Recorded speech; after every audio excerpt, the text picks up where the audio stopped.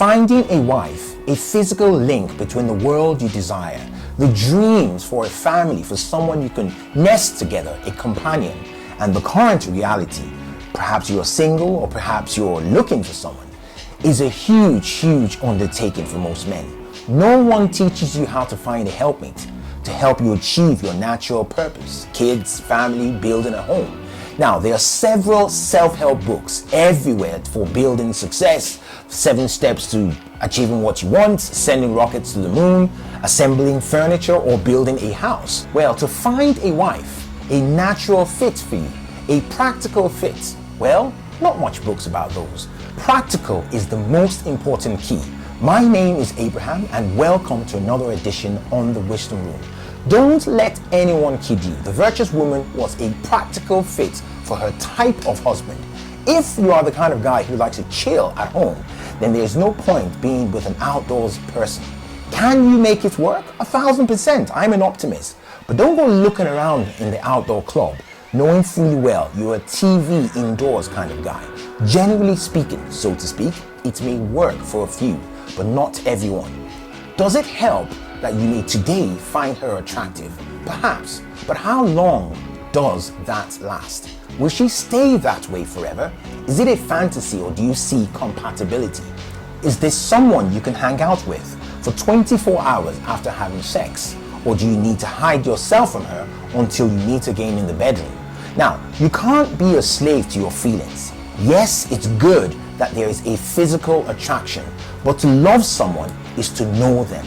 The more you unbear your soul, your thoughts, your heart to one another, is the more you will fall in love.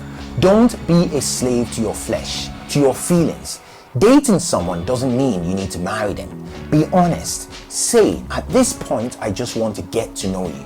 But ladies, if you are listening, don't give your heart entirely to him yet. And if you're from a culture where dating is synonymous with marriage, then ask questions. Do your research. Watch the family. Watch her. Watch her from a distance. Get to know her friends. Don't just jump in, as it may be too hard to jump out. Here in the West, sex is somewhat casual. There are consequences, of course, for having casual sex. I had a few before meeting my wife, and we did an Isaac on each other. You know, Isaac in the Bible took his wife from afar. He looked at her, and from afar he said, here's my wife. Brought her into his tent, and they made love. Love at first sight. Works if there is vetting. Abraham's father and servant did all the hard work, so Isaac was confident as soon as he saw Rebekah that she was the right one. He brought her into his tent, and they made sweet love. So what's marriage? Signing a piece of paper?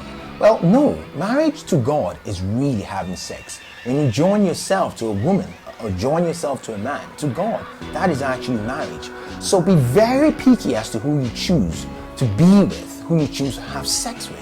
Save it for the love of your life. But if you've been abusing sex before marriage by having sex with every Tom, Dick, and Harry, or Jane, Margaret, and Josephine, then don't be surprised if it loses its magic. Not just that you become dissatisfied with your spouse, but that it loses its charm and euphoria it once had in drawing you close together. When sex is really just all about the physical thing and there is no emotional connection, then it's going to be very hard to keep a bond, to have a bond with your future wife. Maybe you need to go on a sexual detox, a fast, before you get married. Kay and I, we did one 6 to 8 months before our marriage. If you're going to marry her, then by all means tell her sex is marriage. If you're not sure, then save yourself for your wife. I appreciate it's challenging when you're young and single not to have sex, but you're going to spend more time being an adult. It's the reason why young people need a ceremony and signing and the whole shebang before they get married. Society reminds them that this is an extremely big deal. This is the one, so don't take it lightly. But when you're mature and you are older and you both agree and have agreed to be with each other forever, like Isaac and Rebekah, then by all means marry each other. Sex is marriage in God's eyes. Don't let anyone judge you. You are mature adults who are committed to each other. Again, if you're young, go and sign the contract first. A general rule which has a biblical precedence. Isaac didn't have a ceremony before sleeping with his wife.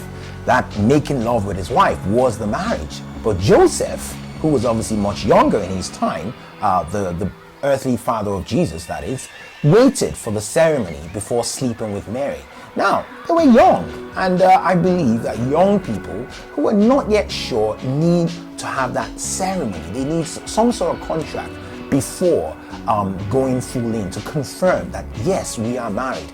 Whereas if you're a grown-up adult, you can pretty much exchange vows to each other. Now, these are just guidelines for people who are Christians, who are dating each other and really mean something to one another. But if you want to have feelings for your husband and wife after your marriage, then save yourself for sex after a commitment. And don't cheat. It's against your body. It's transgression, and you will reap what you sow. Transgressions are punishable by the law of sowing and reaping. It's called bad karma. It's God's laws, and it will get you if you do cheat. Adam said of his wife when he met her, "She is flesh of my flesh and bone of my bones." The flesh in the Bible doesn't mean body. It means natural instincts, your feelings. Is your wife going to be someone who instinctively gets you? Or is it going to be an uphill battle to be accepted by this person? Someone you need to play a role to charm. Someone you need to act to keep.